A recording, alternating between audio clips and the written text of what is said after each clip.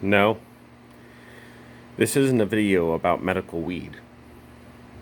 This is a video about an antenna. So, I've recently spent the last 24 hours kind of working on this antenna. This is a quarter wave 2-meter antenna with ground plane. I had a few extra supplies laying around, and I'm like, hey, you know what? I need something that'll fit easily into a backpack, into a pocket, something that'll work with different types of antennas. And I came up with this. So the idea is pretty simple. You know, you've got a radiating element or a driven element that's vertically oriented. Then you have 4 ground plane elements that are kind of bent down. I wouldn't say at 45-degree angles. And I didn't do a whole lot of research. I just kind of let physics do the work, and I'll let you kind of see what I've done here. So, in this little package is, well, a wire nut. This is right now it's used for holding up the whole assembly. Only because I haven't attached the connector to the end here to tie a rope or a piece of twine or something to. But this is the driven element with a male SMA connector at the end. This is modified from another piece that I had. Then in here I have a female BNC to male SMA. So the male SMA is going into the antenna. Well, sorry, not female. Male. Haha. BNC is going into the radio. So an adapter is needed for that. And then I have, so this is the main assembly here. It's a female to female SMA coupler, but it's like a through panel mounting system. So it comes with the nut on one side. And then I took a piece of FR4, I think it is, and this was double-sided PCB board, so I shaved off all the copper on both sides so I wouldn't create a capacitance here. And then I just have another piece here because during my R&D I had 2 of these, and now I'm just keeping this one as a spare, so I'll set that one off to the side. And then in here, obviously, you can see tape measure. So I've got the tape measure in here. Now, if you don't take it out right, it actually comes out like a one of those snakes loaded in a can. So I have the tape measure. Now the tape measure, there's 2 of them for the driven elements, and they're sanded on both sides to expose the metal. And I know that's probably going to rust. This was more in an effort to reduce the SWR. I wasn't certain that the metal inside between the paint was actually making contact with the SMA connector, so I shaved it down so that everything would actually touch. And I'm not sure it helped because I realized that my driven element was too long, so it was more resonant on lower bands, somewhere like in the 138 range. That's as far as my analyzer goes. So it's these. Now these here, normally the driven elements would be, I'm sorry, not the driven elements, the ground plane elements would be 20 and 3/16 inches long each. So these, obviously there's only 2, not 4, so these are 40 and 3/8 inch long with a hole drilled at center. So I'm going to go ahead and reposition the camera and kind of assemble this thing here on the table, and then we'll go hang it up, and I'll hook it up to the meter so you can see the SWR. We'll hook it up to an antenna and see if there's anyone out on the national simplex calling frequency that is listening, that can give me a signal report. I've never actually used this on a radio yet, so we'll see what happens. All right, so I've been kind of toying with the idea of making an RF choke out of this, maybe somewhere on the outside, and putting a connector on here to use this as an RF choke. But I don't know if I need it quite yet. I'm going to kind of play with this setup first to see how well it works.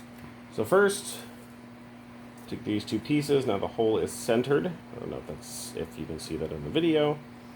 And then we take our connectors,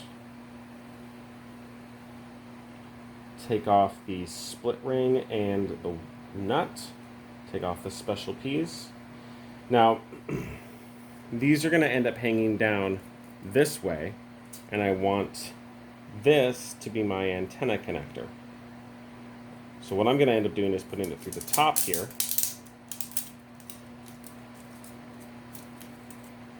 Putting on my special square piece.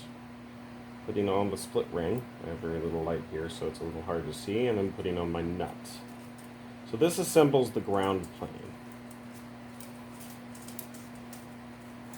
And I want to make sure that that's tight enough that the flat piece that I've created here is actually being pressed up against the concave section of this tape measure so that it weakens that point. And that's important for when I assemble the rest of it later. Next, I attach the driven element to the top here.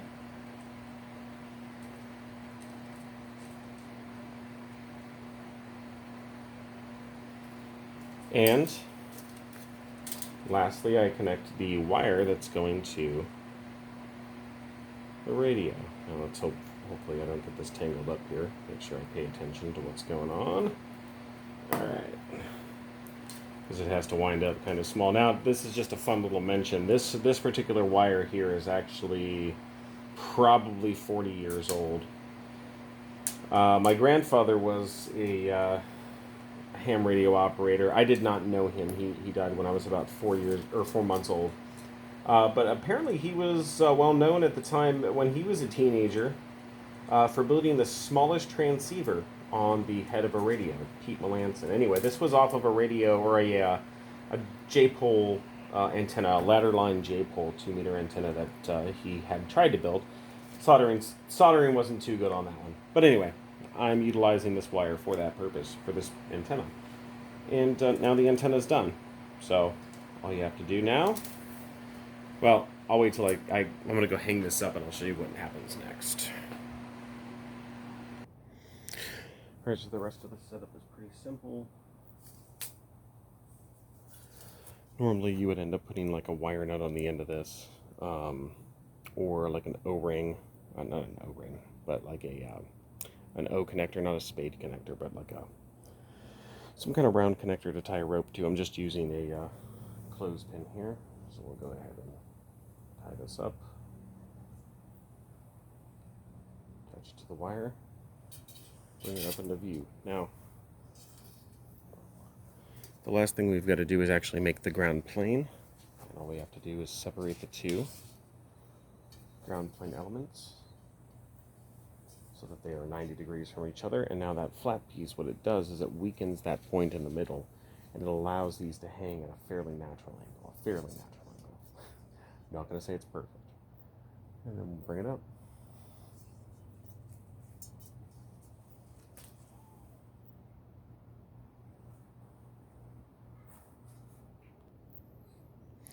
Alright, so we'll go ahead and get this attached to the analyzer. I've already got the BNC connectors on top. So we'll go ahead and attach that. Power this puppy on. Alright, it wasn't as good as it was before. That's probably because I'm at 135 megahertz. So let's go ahead and turn it up to the national calling frequency, 146.520.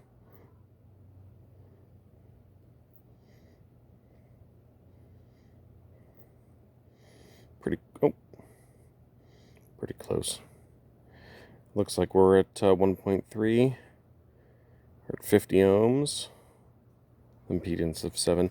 Or, well, not 50 ohms, but we're fairly close to it. It's not perfect, but, you know, it's, say it dips down at 149. So it looks like it might be a little too short, but the cool thing about it is that if you absolutely wanted to, you could take the radio off of your antenna and attach it to where the driven element is and hang that instead. So then you can turn that into a dual band antenna. Now, I will say that this looks like people on the repeater there. I will say that packing up this antenna is a little bit more of a challenge than I think I anticipated. But it's fairly easy to handle if you're careful with it. So you'll end up removing the driven element.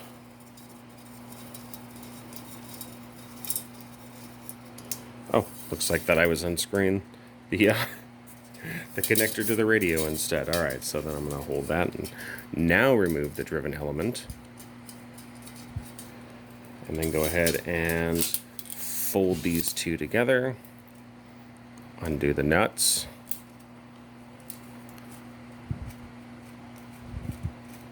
Make sure I don't lose any of the pieces here. That's another challenge. There are a few small pieces that you could lose when you're out kind of in the field.